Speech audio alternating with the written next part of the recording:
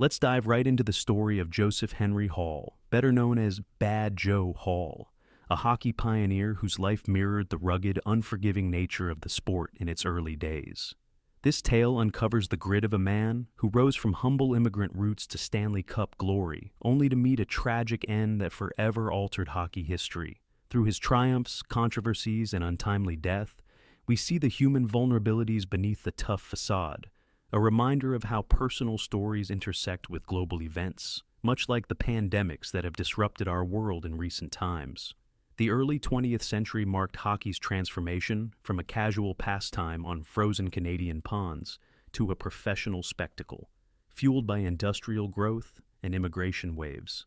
Cities like Winnipeg and Montreal became hubs for the game, where leagues formed amid harsh winters and economic booms. Into this world stepped Joseph Henry Hall, born on May 3, 1881, in the small village of Milwich, Staffordshire, England, though some records suggest 1882 as his birth year. His family, seeking better prospects, emigrated to Canada in 1884 when Joe was just a toddler. They first settled in Winnipeg, Manitoba, a bustling prairie outpost teeming with newcomers, before moving to Brandon, a smaller town where agriculture and railways defined daily life. Growing up in Brandon, Joe experienced the immigrant struggle, long, bone-chilling winters that forged resilience, and a community where hockey was more than a game. It was a way to bond and survive the isolation. Without modern equipment like helmets or padded gear, players relied on wooden sticks, leather skates, and pure determination. The sport drew rugged individuals from farms and factories, and Joe's lanky, athletic build, standing at 5 feet 10 inches and weighing around 175 pounds, made him a natural fit. As a boy, he likely honed his skills on local rinks, unaware that this passion would propel him into the annals of hockey lore.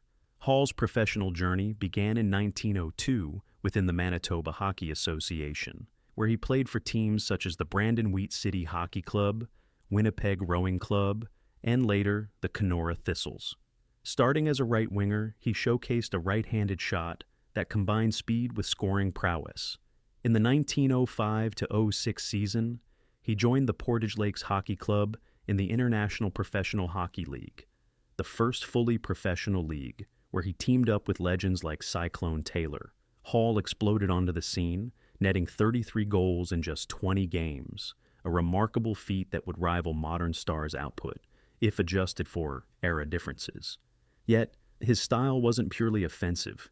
He amassed 98 penalty minutes that year, foreshadowing his reputation for physicality. This performance earned him first-team All-Star honors, highlighting his versatility as a player who could dazzle with skill or intimidate with force. His early career reflected the era's chaos. Games often devolved into brawls, with minimal rules enforcing fair play. In 1904, Hall got his initial brush with Stanley Cup competition, while with the Winnipeg Rowing Club, challenging the dominant Ottawa Hockey Club in a best-of-3 series. Despite a valiant effort, they lost, but the experience ignited his competitive fire. Redemption came in 1907, when, as a spare player for the Kenora Thistles, he contributed to their Stanley Cup victory. Though not a starter, his role was significant enough to earn him a commemorative silver mug, now preserved in the Hockey Hall of Fame, as a symbol of his early success. Following this, Hall migrated east to Montreal, playing for outfits like the Montreal Shamrocks, Montreal Hockey Club, and Montreal Wanderers in the Eastern Canada Amateur Hockey Association. During this transition, he shifted positions from forward to defense, leveraging his long arms and lynx-like physique, described by contemporary Lester Patrick as a body like a lynx with long arms and legs, to become a formidable backliner who could shut down attacks while chipping in offensively. Success, however, often came laced with physical and emotional tolls, as injuries and rivalries left lasting marks. By 1910, Hall had solidified his place with the Quebec Bulldogs in the National Hockey Association, pairing with Harry Mummery to form one of the league's most intimidating defensive tandems. Their partnership anchored the team to back-to-back Stanley Cup wins in 1912 and 1913. In the 1911-12 NHA season, Hall scored 15 goals in 18 games, adding 2 more in cup play, while racking up 30 penalty minutes. The following year, he netted 8 goals in 17 games, but escalated his physicality with 78 penalty minutes, plus 3 goals in cup action. Over his 137 NHA games, Hall tallied 52 goals, 17 assists, and an astonishing 489 penalty minutes, underscoring his dual role as scorer and enforcer. The Bulldogs' dominance owed much to his presence, but his aggressive approach earned him the enduring moniker Bad Joe, a label that captured his on-ice ferocity. When the NHA dissolved in 1917, Hall was selected by the Montreal Canadiens in the league's dispersal draft, marking his entry into the nascent National Hockey League. At 36, he remained a force, posting 8 goals and 7 assists for 15 points in 21 games during the 1917-18 season, alongside 100 penalty minutes. In playoffs, he added an assist, but more penalties. His final season, 1918-19, saw 7 goals and 1 assist in 17 games, with 89 penalty minutes, proving his enduring vitality in a sport that chewed up younger men. Unpacking the Bad Joe persona reveals a complexity beyond mere aggression. In an era where hockey resembled a battlefield, with no forward passing in most leagues, leading to grueling end-to-end rushes, Hall's style embodied the game's brutality. A notorious incident occurred on December 19, 1907, with the Winnipeg Maple Leafs when he clubbed opponent Charlie Tobin with his stick during an exhibition game, sending Tobin off on a stretcher and prompting the Winnipeg Tribune to decry it as a disgraceful exhibition. This led to Hall's expulsion from the Manitoba Hockey Association, alongside teammate Harry Smith. In 1910, while with the Shamrocks, he assaulted referee Rod Kennedy, earning a league ban that was eventually rescinded. 3 years later, in 1913, he kicked and swung at referee Tom Melville. Even in the NHL, his temper flared. On January 28, 1918, he brawled so intensely with Toronto's Alf Skinner that both were arrested for assault, though charges were suspended the next day. Across 38 NHL games, he accrued 189 penalty minutes. Yet, contemporaries offered nuanced views. Lester Patrick called him a hard-checking defenseman who could score, while Ottawa's Cy Denneny, in a 1945 interview, described Hall as a good fellow off the ice who respected direct challengers. His philosophy was a bit hard to understand, but he respected anyone who kept coming at him straight. Teammate Joe Malone added, he wasn't mean, despite what a lot of people said about him. These insights suggest Hall operated by a personal code, unrelenting on the ice, but honorable in intent. Delving further uncovers lesser-known facets of Hall's life that add depth to his legend. While residing in Brandon, he collaborated with a neighbor on skate innovations, contributing to the development of the Tackaberry boot, which enhanced edge control and speed, a quiet legacy in equipment evolution that influenced future generations. Another overlooked element ties to the 1919 finals. The Pacific Coast Hockey Association's forward pass rule, unlike the NHL's restrictions, allowed passes in all zones, leading to faster, more exhausting play. Historians argue this fatigued players like Hall, heightening their susceptibility to illness. Eyewitness accounts from peers emphasize his split personality, a fierce warrior during games, but a devoted family man off-season, selling cigars to supplement his modest $600 Canadiens contract, plus a $100 bonus for a cup win. No lavish salaries then, just raw passion sustaining him through grueling schedules. To truly connect with Hall, consider the personal anecdotes that reveal his inner world. His family portrayed him as quiet, unassuming, and kind away from the rink, a far cry from his enforcer image. Married to Mary, they raised 3 young children in Brandon during his final years.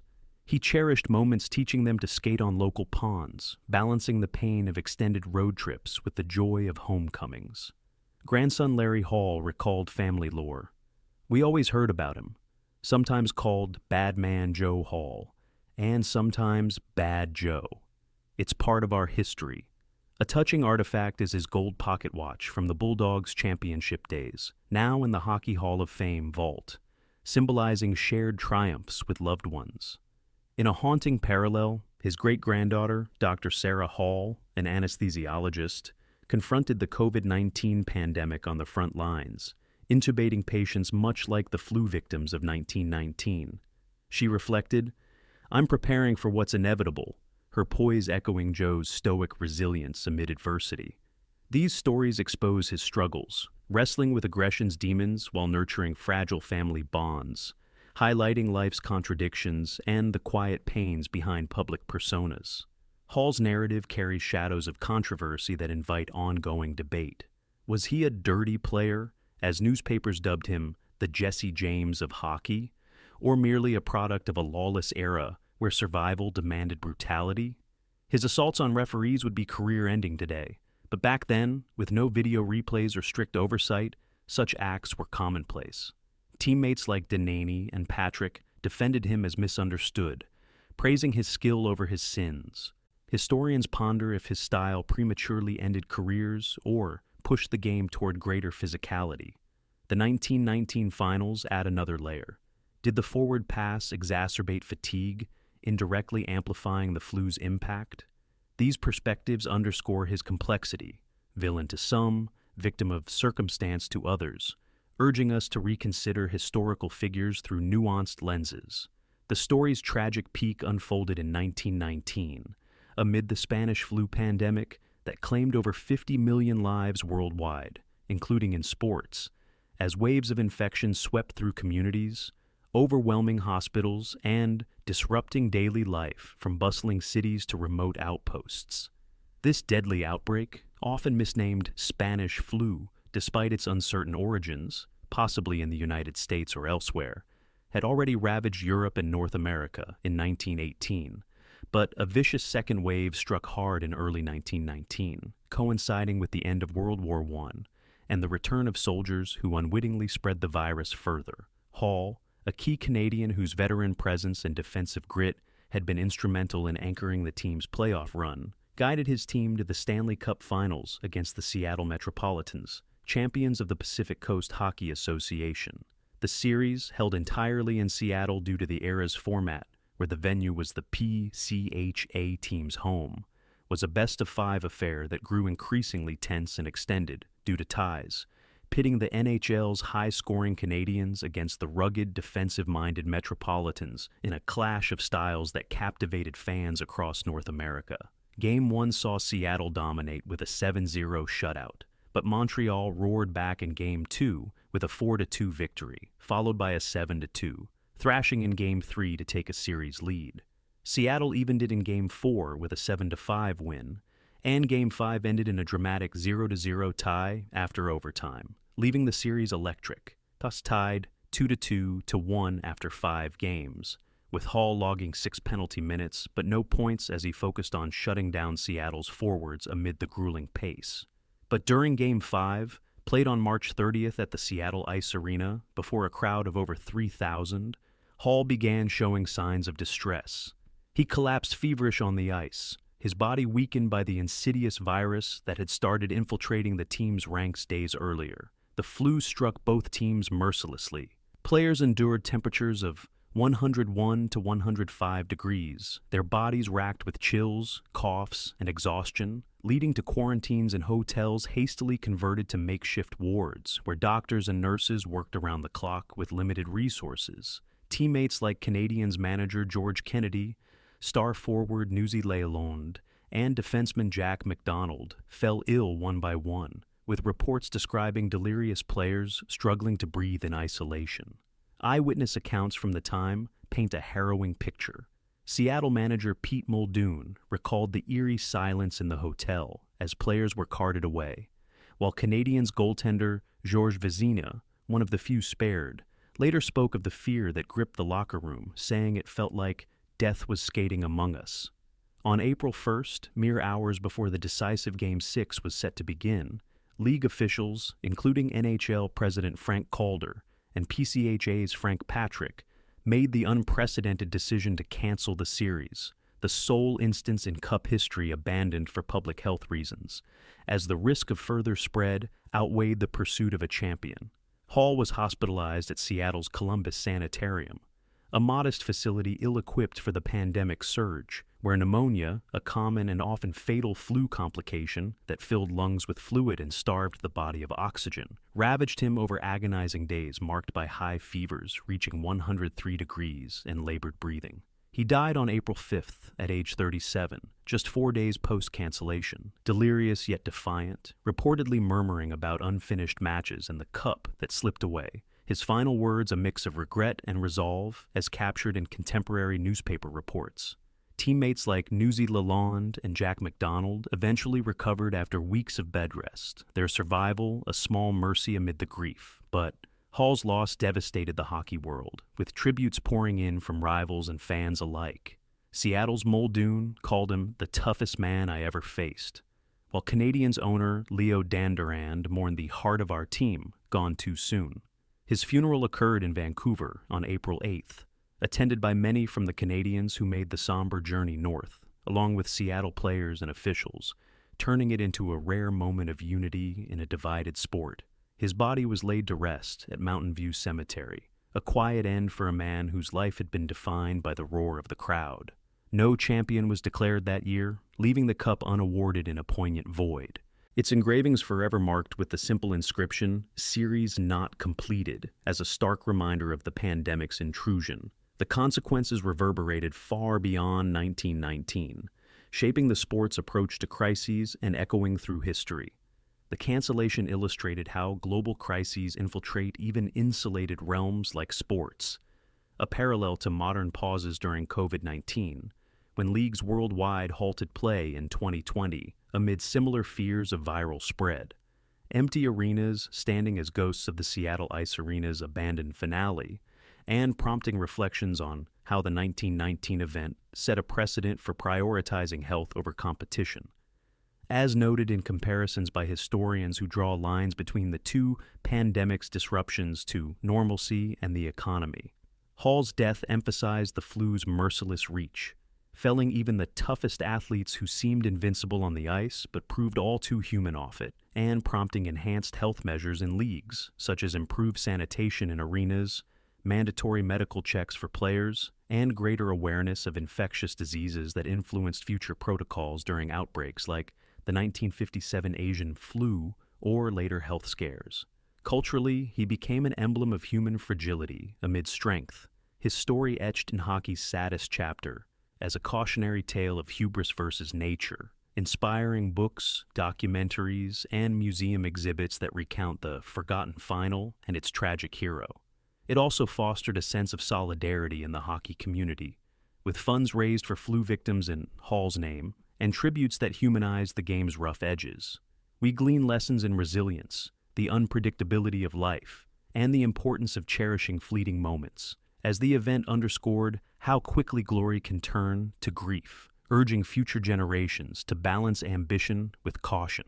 His 1961 Hockey Hall of Fame induction, recognizing his 3 cup wins, scoring prowess, and pioneering defensive style that blended offense with enforcement, alongside Manitoba Hockey Hall of Fame honors as a member honored, cements his impact as one of the early professionals who helped legitimize the sport. A family-linked scholarship at UBC supports students with spinal cord injuries, extending his legacy beyond the rink into charitable realms that aid those facing physical challenges, much like Hall's own battles with injury and illness.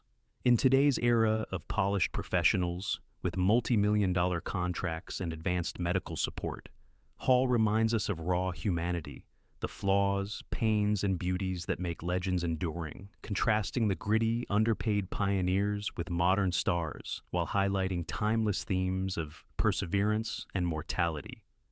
Joe Hall's journey, from English village to Canadian icon, encapsulates hockey's essence, fierce, flawed, and profoundly human.